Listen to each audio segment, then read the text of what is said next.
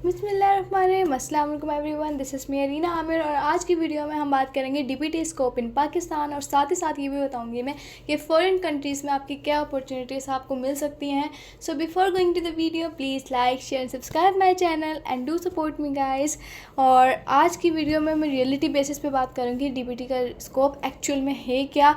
And अब चलते हैं हम वीडियो की तरफ।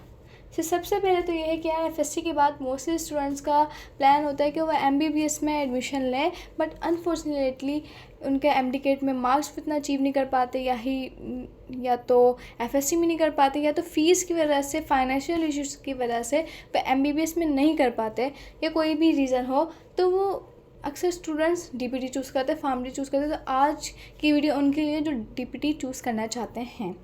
सबसे पहले तो ये है यार डीपीटी सिलेक्शन।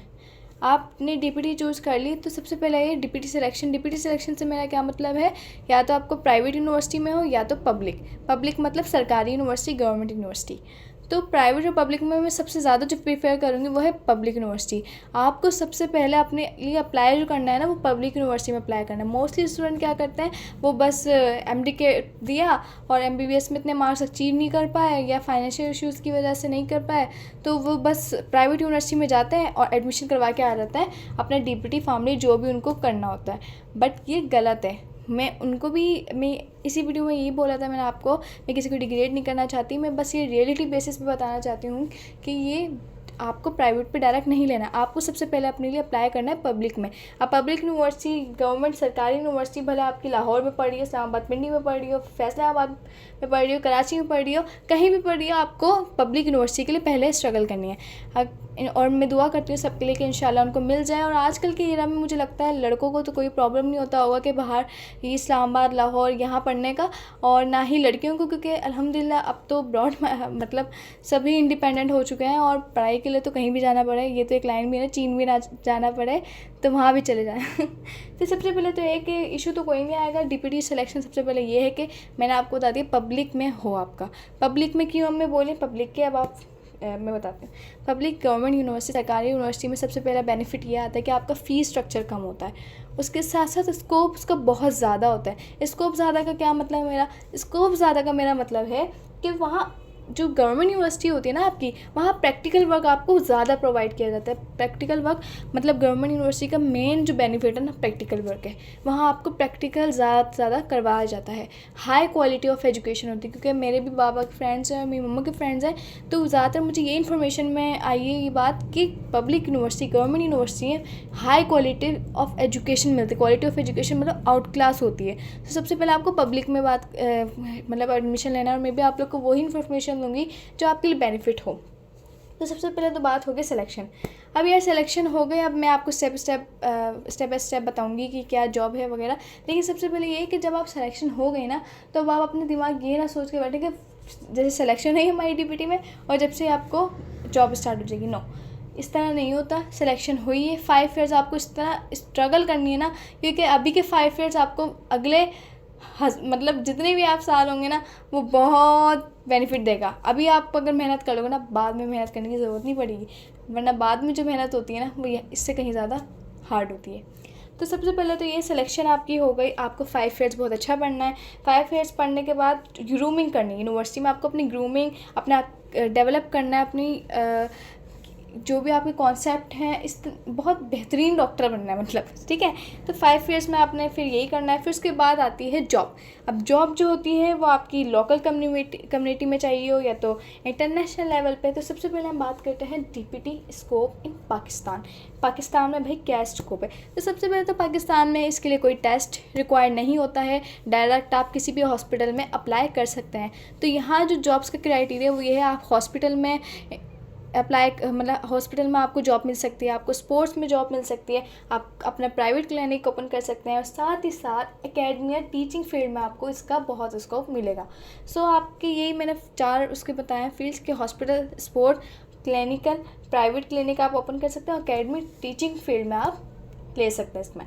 अब बात करते हैं फॉरेन कंट्रीज़, बाहर जिनको करनी होती है जॉब, तो उनके लिए क्या है। तो सबसे पहला तो जिसमें डीपीटी का सबसे हाईएस्ट स्कोप है ना, वो है यूरोप क्या है, यूरोप में आ जाता है जर्मन, इटली, फिनलैंड और स्वीडन, ठीक है। तो यूरोप में सबसे ज़्यादा अपॉर्चुनिटीज़ आपको मिलेंगी। तो लेकिन सबसे पहली बात यहाँ है लैंग्वेज बैरियर है। आपको यहाँ जाने के लिए लैंग्वेज आपको अपनी ग्रूम करनी पड़ेगी, उन्हीं के हिसाब से अपने आप को करना पड़ेगा, क्योंकि यहाँ you can face language barrier, ठीक है। तो नेक्स्ट पे आते हैं हम गल्फ़ कंट्रीज़ जो होती हैं वो भी बहुत ज़्यादा अपॉर्चुनिटीज़ होती हैं डीपीटी की, बट हाँ यूरोप की ज़्यादा होती है, बट इसकी भी बहुत ज़्यादा होती है, गल्फ़ की भी ज़्यादा होती है, बट यूरोप की उससे ज़्यादा होती है। तो गल्फ़ कंट्रीज़ में आए तो गल्फ़ कंट्रीज़ में होता है Saudi Arabia, Qatar, Oman, Dubai. अच्छा, यहाँ जो यूरोप और गल्फ़ कंट्रीज़ होती है ना, आपको वहाँ 1 से 2 टेस्ट क्लियर करना है। 1 से 2 टेस्ट क्लियर करेंगे आप, और अपनी होम कंट्री लाइक पाकिस्तान से आपको अपना टेस्ट सबमिट करवाना है, मतलब कहीं जाना नहीं पड़ेगा, होम कंट्री से आपको 1 से 2 टेस्ट क्लियर करना है। तो सबसे पहले मैंने बताया यूरोप, गल्फ़ कंट्रीज़, और थर्ड पे है like Canada, America, Australia, England, UK, ये सब जो हैं। अच्छा, यहाँ आपको एक बेनिफिट मिलेगा, यहाँ लैंग्वेज बैरियर नहीं है। यहाँ जो कॉमन लैंग्वेज होती है ना वो इंग्लिश होती है, सो आपको इसमें कोई डिफ़िकल्टी फेस नहीं करनी पड़ेगी, इंग्लिश में ही सब हो जाएगा, कॉमन लैंग्वेज है यहाँ की। तो यहाँ एक बेनिफिट है। अच्छा, मैंने आपको ये सब बता दिया है कि क्या है, सिलेक्शन किस तरह है, सब कुछ क्या है। तो अब मैं आपको इसका समरी बता देती हूँ। तो सबसे पहले आपको डीपीटी सिलेक्शन सबसे पहले तो कोशिश करनी है पब्लिक में मिल जाए, पब्लिक में कहीं भी मिल जाए, लाहौर, कराची, फैसलाबाद, कहीं भी मिल जाए, बस आपको पब्लिक में मिल जाए। पब्लिक में होने के बाद 5 ईयर्स बहुत अच्छी स्ट्रगल करनी है। फिर जॉब के लिए अगर आपको पाकिस्तान में अप्लाई करना है, सो आपको हॉस्पिटल्स में मिल सकती है जॉब, या प्राइवेट क्लिनिक ओपन कर सकते हैं अपना, आप स्पोर्ट्स में ले सकते हैं, और टीचिंग फील्ड एकेडमिक में भी आप हिस्सा ले सकते हैं। उसके बाद अगर फॉरेन कंट्रीज़ में हम आए तो फॉरेन कंट्रीज़ में सबसे ज़्यादा Europe countries, Gulf countries, then Canada, Australia, America, यहाँ आपको बहुत अच्छे चांसेस मिलेंगे। अच्छा, सबसे पहले मैं ये बात करूँ तो जब टेस्ट होता है मोस्टली स्टूडेंट्स क्या करते हैं कि उन्होंने डीपीटी डॉक्टर ऑफ फिजियोथेरेपिस्ट आप बन गया, आपके नाम के आगे डॉक्टर ऑफ फिजियोथेरेपी लग गया। अब वो जब टेस्ट दे रहे होते हैं तो अब पूरा जो 5 ईयर्स उन्होंने पढ़ा था वो दोबारा लाइक पूरा प्रोग्राम वो जो था ना 5 ईयर प्रोग्राम, वो दोबारा कंटिन्यू कर रहा है। नहीं, आपको शुरू के ही 5 ईयर्स में इतनी मेहनत करनी है कि आपको दोबारा डबल मेहनत ना करनी पड़े। इसकी वजह मैं क्यों बोल रही हूँ, इसमें टाइम वेस्ट आपका होगा। आपको अपनी प्रिपरेशन ऐसी स्ट्रॉन्ग रखनी है उस 5 ईयर्स तक कि आपको नेक्स्ट आपके जितने भी टेस्ट हो कोई फॉरेन कंट्रीज़ के लिए आपको कोई डिफ़िकल्टी फेस ना करना पड़े।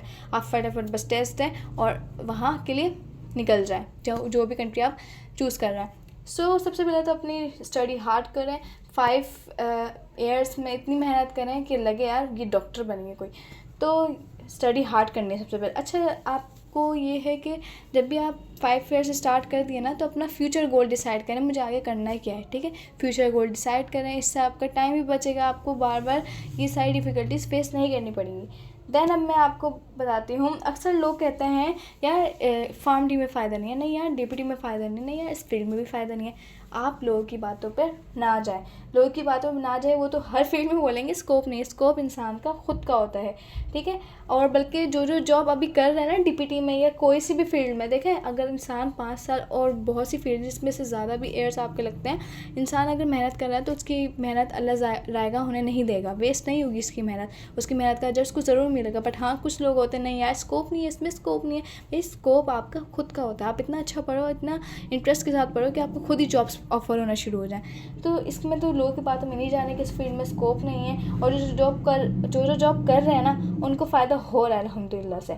आप भी स्ट्रगल करें, आप भी बहुत अच्छा पढ़ें, यू विल गेट जॉब, आपको ज़रूर जॉब मिलेगी। क्यों नहीं मिलेगी यार, मेहनत की है, इंशाल्लाह आपको जॉब मिलेगी। और अच्छा, लोग कहते हैं कि डिग्री विग्री तो यार छोड़ो, डिग्री की कोई वैल्यू नहीं है, आजकल पढ़ाई की कोई वैल्यू नहीं है, कोई स्किल करो, डिजिटल मार्केटिंग करो, आईटी करो, ये बस इसी में पैसा है। दूसरी फिर मतलब जो आईटी वाले वो आगे निकल गए और ये डिग्री वाले तो पीछे हैं। छोड़ यार, पढ़ाई छोड़ो, पढ़ाई में कुछ नहीं रखा, ये गलत है। पढ़ाई में ही सब कुछ रखा है, ठीक है। स्किल्स भी आपको आना चाहिए, बट उससे पहले आपको डिग्री होनी चाहिए आपके पास।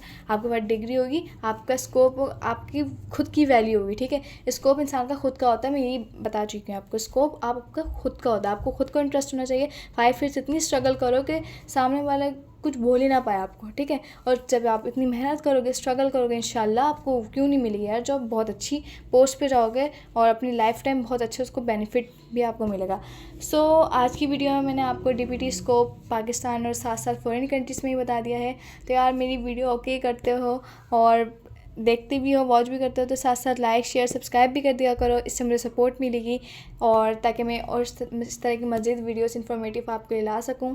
सो अगर आपको वीडियो अच्छी लगी हो तो लाइक शेयर सब्सक्राइब करना ना भूलना। अपना और अपने प्यारे को बहुत सारा ख्याल रखें, मुझे अपनी दुआओं में ज़रूर याद रखें। तब तक के लिए अल्लाह हाफिज़।